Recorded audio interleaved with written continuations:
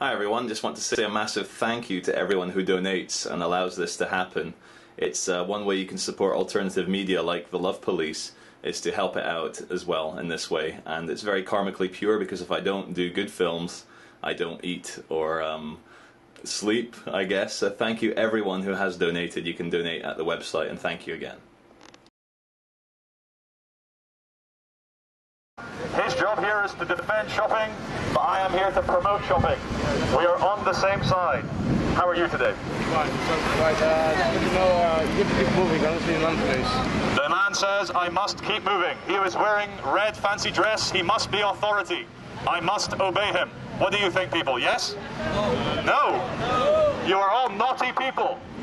You're wasting valuable shopping time standing around here. Come on.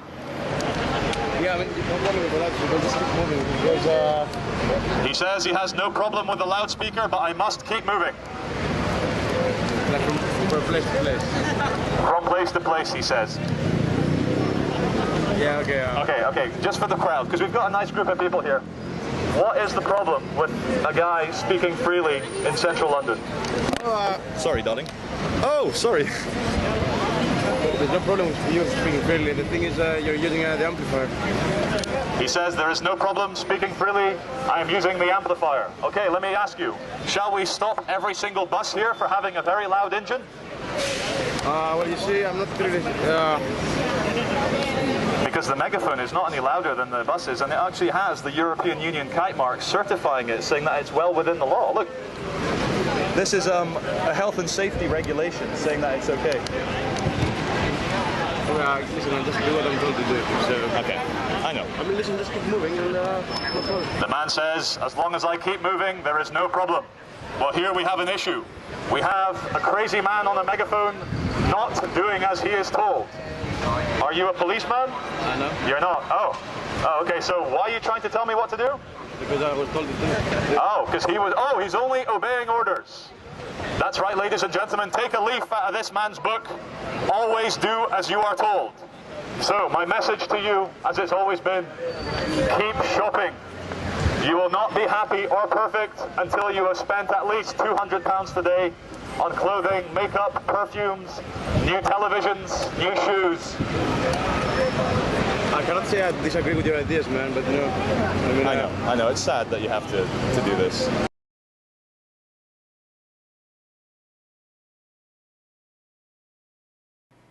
Hi everyone, this is Charlie Veitch from the Love Police, and this is episode 2 of Real Life Book, the alternative to the weird social network online. Or not, it's just me ranting from my very high budget bedroom here. I've even got a picture from Ipanema, as you see over there, which is near where I was born, and that's a 360 panoramic view. I'd just like to start today's little episode with some excerpts from interviews that Danny Shine, the guy with the Everything Is Okay, who I collaborated with for so long, he did some interviews in Israel asking people what's really going on. And what I think is very beautiful about these little interviews is that these are real people, and it goes to show you that the Jewish people in Israel, the normal ones like you and I, are suffering the exact same issues with statism, big corporations, the acceleration of life, globalization, as we are. And it just goes to show you, you know, all the press is trying to tell us that the Palestinians are warmongering and that the Israelis are racist and want to kill them all, when the truth is, people in Britain and America and Canada and Sweden and Holland and Germany and in Israel, wherever you are, we are all having to deal with some very strange machine-minded people who work in government. So without further ado, here are the videos. Just your first name, please. נמרוד. מה? נמרוד. נמרוד. מה באמת קורה? מה באמת קורה בישראל, בעולם, פה, ברחוב? זו שאלה פתוחה. הבנתי. וואו, שאלה כבדה אפשר להוריד את שנראה את העיניים? ברור. מה קורה? לא, מה קורה? מה באמת קורה? מה באמת קורה? איזשהו תהליך גלובליזציה גדול במדינות המערב בעיקר, שגורם בין היתר תופעות הלוואי שלו זה איזשהו ניכור בחברה. אנשים מתעניינים רק בעצמם, תרבות הצריכה, כמו שציינו פה מקודם, תופסת ממד חשוב בחיים שלנו. המרדף אחרי האושר, שאושר שווה למעשה כסף. אתה חושב שזה מסודר או זה סתם קרה? אתה שואל אם מסדרים לנו את זה, כן. אני מבין. ברור שיש אנשים שיש להם אינטרס שזה יקרה, זאת אומרת, קבוצה של בעלי הון שיש להם רווח ניכר מתרבות הצריכה של האנשים פשוטים יותר. וכן, אנשים מכוונים לזה, זה ברור, זאת אומרת, זה ידוע, זה שקוף, זה לא... אתה חושב שאנשים בכביש יודעים את זה? לא, כי אנשים לא רוצים לדעת את זה. Central Tel Aviv, more or less. The question is, firstly, what's your first name? Ben. Ben. Tell me, Ben, what's really going on? What's really going on? I tell you exactly what's going on, man. Good, I've been wanting to know. It's gonna be long, I hope you have enough battery. The thing is that the people here... Shabbat comes in soon, you understand, yeah? Yeah, Shabbat is coming soon, so everybody are nervous. It's not what's going on, you understand? It's what's really going on. It's what's really going on, yeah, that's exactly what I was saying. Great, go on. I was saying that people in a rush, you know, they have things to do. They have to rush in things, you know. People getting stressed, which create a very low frequency in the body, you know, because this stress is something that we don't really need. It's just something that they got brainwashed us when we was children, you know. Just your first name, please. Shani. Shani. Shani, the question I've been asking people the last few years is what's really going on? Going on? What? Going on in what? Well, it's an open question. So you can What's choose. going on? No, not what's going on, what's really going on. What's really going on? That's a good question. That's a really good question, actually. I don't know. I really don't know. No, I don't have anything smart to say about it, I guess. Well, I think you've said something very smart about it. That I don't know? Yeah. Well, I don't think anyone knows.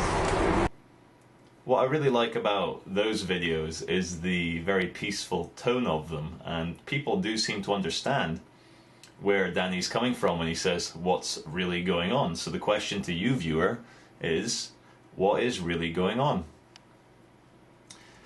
Whilst I was watching Annie Machon's talk the other night, as you saw in the video, the Real Life Book Part 1, it really expanded my mind and it cemented my views that I suspect, because we're in the truth movement, and in our search for truth, we always, if we're skeptical, we always think, well, what if I'm completely wrong? But while I was watching Annie Machon in the Cambridge University Students' Union, and that was organised by Silky with the Cambridge University Truth Movement, so thank you, Silky, it was one of the best public talks I've ever been to, and thank you, Annie, really, really enlightening. Whilst I was sat there, I kind of came up with another theory on consciousness, and I've got a little prop here to help me. This here is a pyramid, and as you can see, this is orgone. I got sent this by a friend, and I think it's one of the most beautiful little pyramids I've seen, and especially it's one of the most beautiful little orgone pyramids I have seen. As you can see, there's a quartz crystal in there with a copper coil and some gold flakes at the top. But the reason why I bring out this prop is to try and show you that consciousness itself, expanding from your mind, using your eyeballs outwards, is pyramid shaped, because the pyramid is the 3D representation of the Fibonacci sequence, going out in mathematics, as you can see, expanding in that way. And when I say that your consciousness is pyramid shaped, say I am here, what I look out from this way, that which is very, very high definition, which is like very pressing, is much closer to the top, much like the pyramid models of the elites, the Illuminati. That which is very close here is the most important. And your consciousness permeates outwards, I believe, in this pyramid shape, because that is the fingerprint of the universe, of God, or of the Absolute. And so I started thinking while watching Annie Machon, the ex-MI5 agent, her talk, in terms of why the elites do what they do, who the establishment are, and she answered that very well. That interview was being filmed, so it will eventually come out for free, and you can all watch that. Not interview, sorry, her talk. But then whilst I was watching and listening to Annie speak, and she did answer a question that I put up from the audience, and she singled me out and goes, I'll come to you, you're a troublemaker. And I had 200 Cambridge University students then turn around and look at me with my Palestinian scarf and my beard and say, yeah, terrorist. But anyway, the all-seeing eye. We all know the American dollar bill, which I'm going to use some clever special effects and make it appear here. Boom! We all know that symbol. And what I suddenly realized, well, what I subjectively, temporarily, subject to change, realized, is that we are the all-seeing eye. We are that eyeball at the top of the pyramid, looking outwards into our own world. And if you try and imagine your field of vision, if you just look straight ahead, it is kind of pyramid-shaped, if you'll go along with me there. So then I started thinking about mathematics and genetics, and I had a very interesting chat with Stefan Molyneux from Freedomain Radio on the stefbot channel. And he says that there is nothing irrational about the elites, the superclass, the super rich, the people at the kind of higher echelons of the socio-economic society we live in. There's nothing irrational with them wanting genetic dominance, wanting control, wanting to run the livestock management that they do of civilized society, because they want what's best for them and for their children, their children's children, their children's children's children, and so forth. And the perfect example of this that we see now on the world stage in Egypt is Hosni Mubarak getting into a lot of trouble for trying to get his son into power, because he's 82 years old or 80 years old, dyes his hair black, and doesn't fool anyone. But yeah, people get a bit pissed off with this whole genetic dominance thing. So whilst thinking about the pyramid and kind of the elites at the top wanting a whole bunch of cattle or sheeple down here, I started thinking about genetics and the artifice and surveillance and you know, anyone who is part of a corporation, for example. And to me, the government includes a corporation. It's run along the same hierarchical structures, the same military structures in a way of, you know, kind of power centralized at the top, streaming down to upper management, middle management, lower management, and then to the office drones at their desks where I used to work as well. So I started thinking about that, and anyone who works for a corporation or anyone who works in government. In a way, what they're doing is they are surrendering their pyramid consciousness to someone else's. And in the great game, and anyone who browses 4chan knows what the game is. I've already lost it by mentioning the game. But the great game to me is withholding your own mathematics and not succumbing to someone else's imposed hierarchy on you from above. So nowadays with technology, with cameras and CCTV and, you know, DNA databases and police surveillance, what those at the very top want to do, and here I shall show you the logo of the Total Information Awareness. There you go. What they want is to use people as their own sentinels to kind of create a perfect artificial, unnatural world within the kind of overall fabric of the holographic universe. They want to create the artifice, as my friend Bernardo Senna calls it, the artifice, which is the kind of unnatural, machine-like, artificial godhead with the kind of superclass. And there's a book called Superclass. It's about 5,000 ultra rich and influential in politics, in government, in corporations. What the superclass want to do is have this artificial god structure in the kind of 3D physical world, and unfortunately we don't quite come in as equals to them. So they want to make sure that there's enough people controlling each other on the kind of horizontal level from the very top to come down. And what they need is domesticated people. So thinking about surveillance for a bit of light relief, for a bit of comic relief, to show you how synchronicities, because I used to go out in London, well I still do, and try and find these strange things, but for a bit of comedy relief, here's Surveillance Man in central London. You, isn't this like so interesting? This is what technology. Oh god, look at that, there's me on the screen. Uh-oh. You are on the screen. So here I am just trying to do some shopping down Oxford Street, It's like technology gone crazy. and the surveillance man has got me.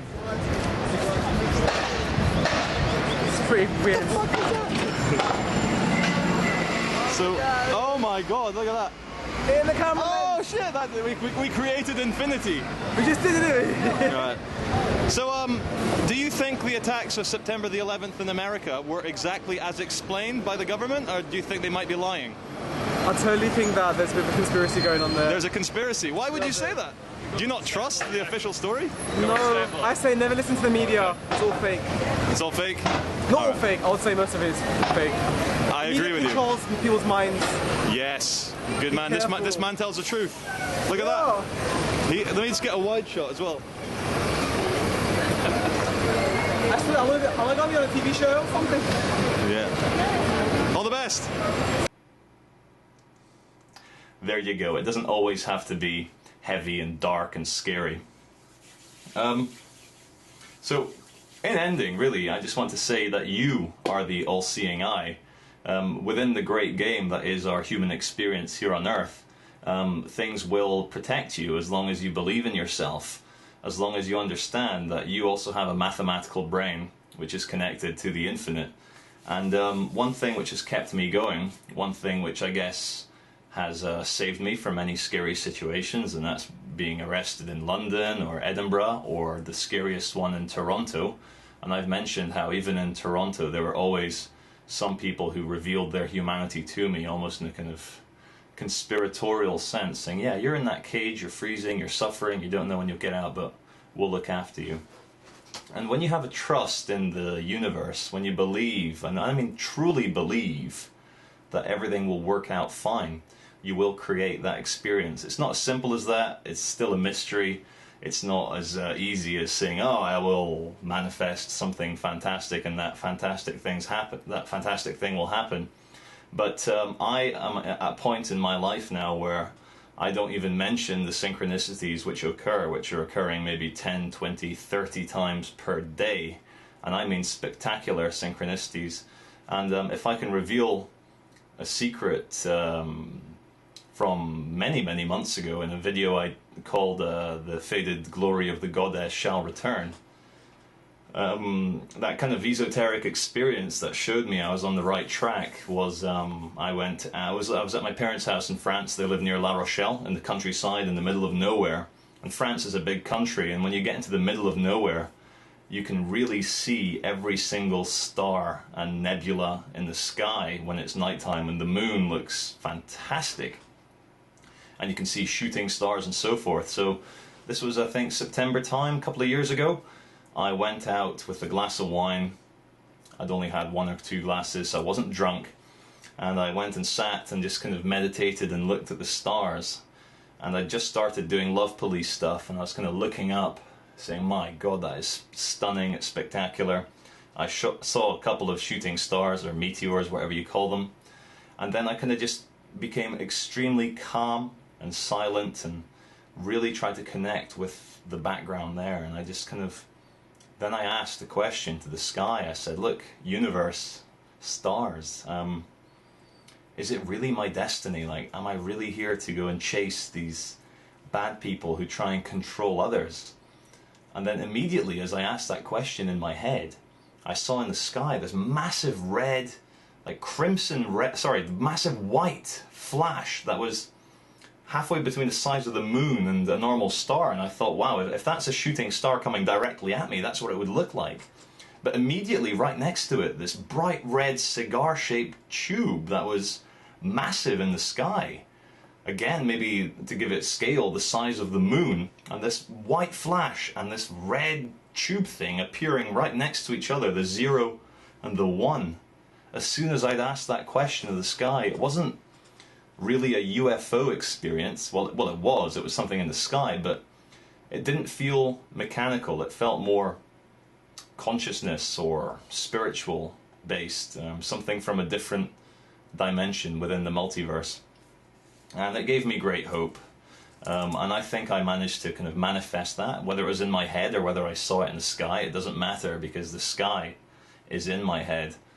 And so in this holographic multiverse that we live in, remember that ultimately it's your love for others and for the world which will allow you to do absolutely anything. So live free, die free, with lots of love, Charlie Veitch.